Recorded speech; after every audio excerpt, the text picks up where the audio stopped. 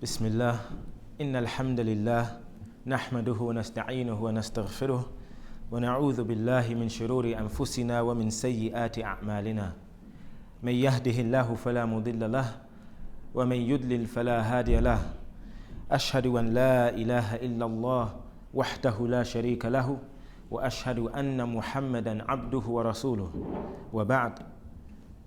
So today this is a brief lecture to serve as an introduction to our upcoming seminar, our upcoming Alimiyyah course, whereby we'll be hosting a Sheikh Abdullah al-Musallam, a doctor at Jamia al-Qasim in Saudi Arabia, inshallah, and he'll be visiting us for 4 days or 2 sessions on the 26th of December, inshallah, and the 27th, where he'll be studying or teaching us rather and discussing the issue of al-Waraqat, al-Waraqat.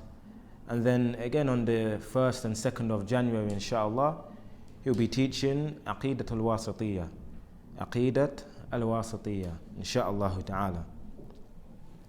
And as it's important whenever studying any book to have an outline or a brief understanding of the book, and that's the main purpose of this session today, inshallah.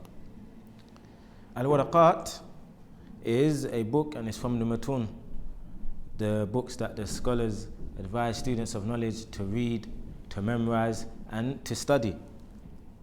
And when studying any book in Al-Islam, and perhaps in other than Islam, then it's important to be aware of at least 3 things. And there's many issues that you need to be aware of. However, there are 3 things that are important for a student of knowledge to be aware of when purchasing a book or studying a book. First of which is Ismul Mu'allif. Who is the author of this book? Who wrote the book? What was his name? And to have some brief information about him. His biography, where he was born, when he died, and perhaps when he was born as well. Secondly, Mawdu' al-Kitab. What is the subject matter of the book? Is the book on Aqidah? Is it on Usul al-Fiqh? Is it on Fiqh? What is the topic of the book? It's important to know this, inshallah. And thirdly, Sabab al-Ta'lif. The reason why the author wrote that book. Why did he write this book, and who was the book aimed at? These are all important factors that one needs to be aware of when approaching any book in terms of purchasing it or studying it. So we'll begin with the book that will be taught by the Shaykh, inshallah, which is Al-Waraqat. Al-Waraqat, and we'll give a brief introduction or a brief summarized biography of the Shaykh. And the Shaykh's name, who wrote the book, the author, his name is Abdul Malik ibn Abdullah ibn Yusuf ibn Muhammad al-Juwayni al-Naysaburi. That is Abdul Malik, the son of Abdullah, the son of Yusuf, the son of Muhammad al-Juwayni. So the name of his father was Muhammad al-Juwayni. And he was from a town, his father and the author was from a town called Naysabur, which is currently in modern day Iran. And he was born in the year 419 after Hijrah. The year 419 after Hijrah, that's when the author, rahimahullah ta'ala, was born. And he was known as other names. He had names that he was known as.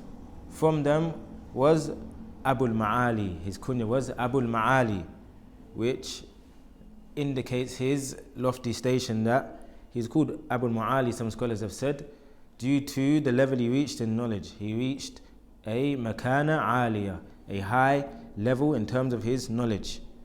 Another name that he is often known as or referred to is Imam al-Haramain.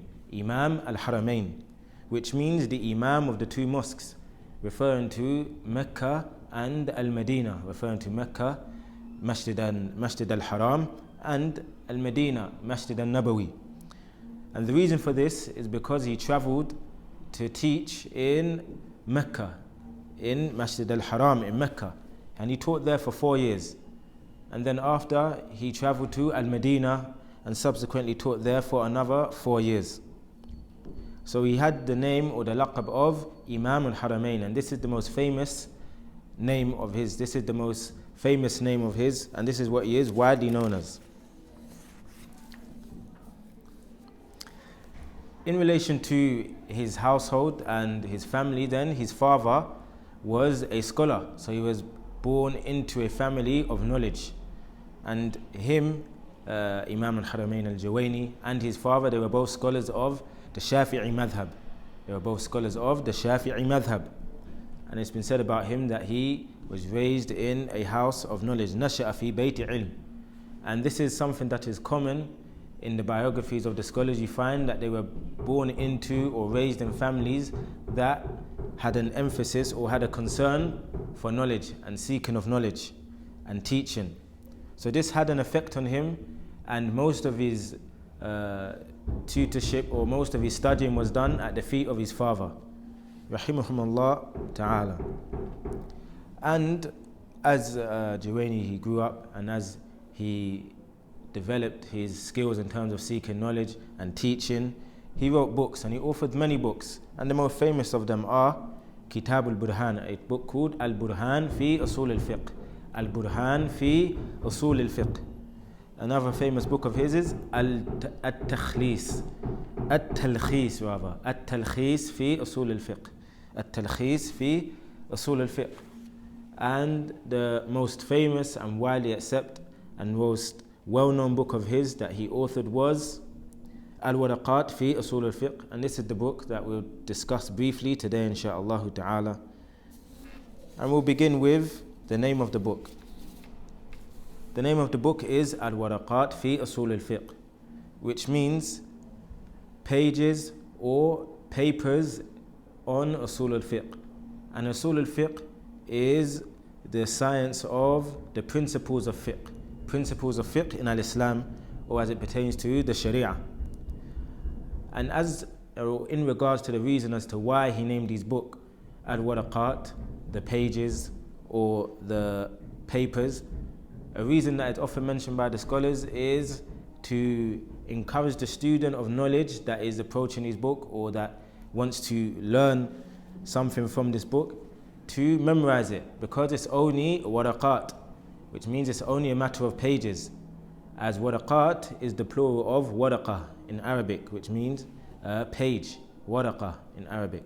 So waraqat means a matter of pages, and this is perhaps one of the reasons why he named his book Al-Waraqat. And this is what some of the scholars have said is the main reason why he called it Al-Waraqat, to serve as an encouragement for the student of knowledge. So it's as if he's saying إنه أو إنما هي ورقات إنما هي ورقات يا طالب العلم. It's only a matter of pages, O student of knowledge. And in regards to the topic of the book, then the author in his muqaddimah, his very short muqaddimah, it's just a few lines, he begins by saying هذه ورقات تشتمل على معرفة فصول من أصول الفقه. These pages comprise of knowledge of the aspects of the principles of Islamic law. These pages comprise knowledge of aspects of the principles of Islamic law. And this book is, again, like I've said before, is from the mutun. The mutun that the scholars in the Islamic world often encourage students of knowledge to memorize or to study if they want to enter into the realm of Usul al-Fiqh.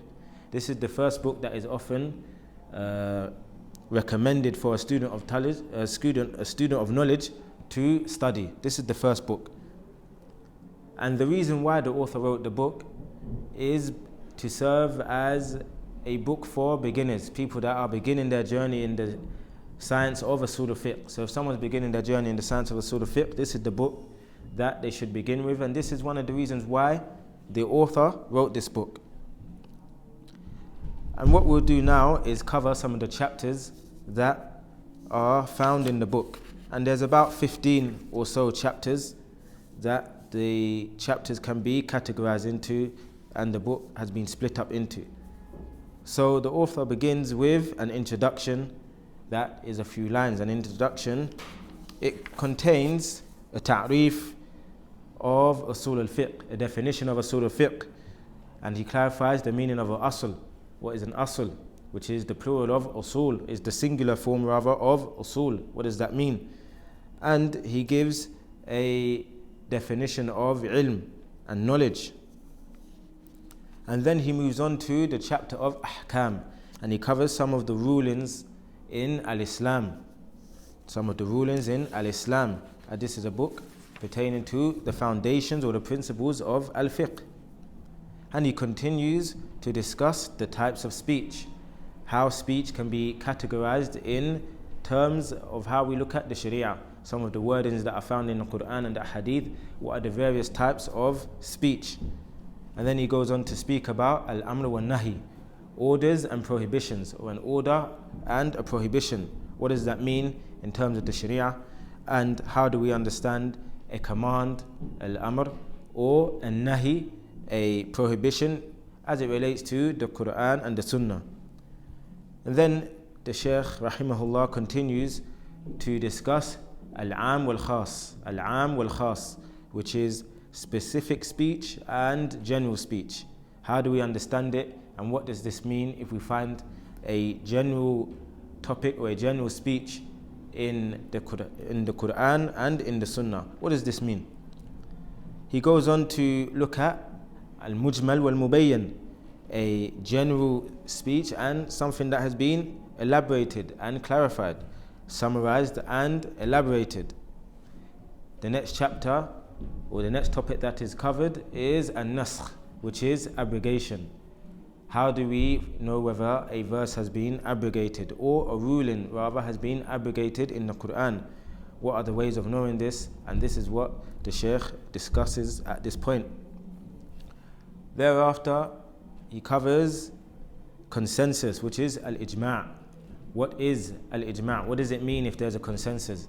Is it a proof in al-Islam? Is it not a proof? These are the issues that he looks at and briefly discusses. Next is al-khabar and qiyas. He looks at the various types of information or the reports as it relates to al-Islam. Information in general. What do we accept? What do we not accept?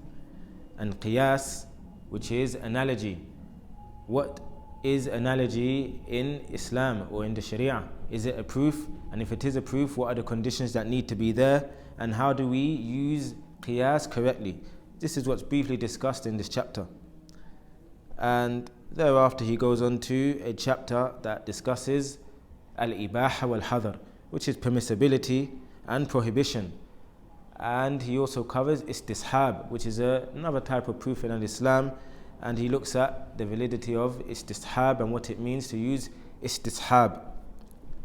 And lastly is prioritizing evidences and using legal reasoning. So that is tartibul adilla and ijtihad. So he looks at which evidences are prioritized, which evidences do we give priority to, and who is the mujtahid, who can make ijtihad, and what are some of the conditions that need to be met in order for us to say that someone is a mujtahid and he is able to make ijtihad. And he also looks at the result of that. If someone is a mujtahid, what does it mean? What can they do? What can they not do if they are a mujtahid? And as we mentioned before, to digress a little, then the author, he wrote many books and authored many books. However, from the most famous of them is this book, and it is probably the smallest book that he wrote. And perhaps one of the reasons why this is the case is due to ikhlas, or due to his efforts that he put into the book. And sometimes it's not how much you do, but it's the quality. It's the quality of the act. And it's been narrated by Aisha radiallahu ta'ala anha that the Prophet sallallahu alaihi wasallam was asked which of the deeds in Islam, or which deeds are best. And the Prophet sallallahu alaihi wasallam, he responded by saying, adwamuha wa inqal, that is, that which is done most consistently, even if it is small. So just to serve as a reminder for myself and for you all, insha'Allah ta'ala, to never belittle any action that you do or any effort that you put forth, because only Allah knows what effect that small action could have in the future and how it could affect the ummah in years to come. And with that we'll end, insha'Allah ta'ala. Wa sallallahu wa sallam wa barak ala nabiyyina Muhammad wa ala alihi wa sahbihi wa sallam.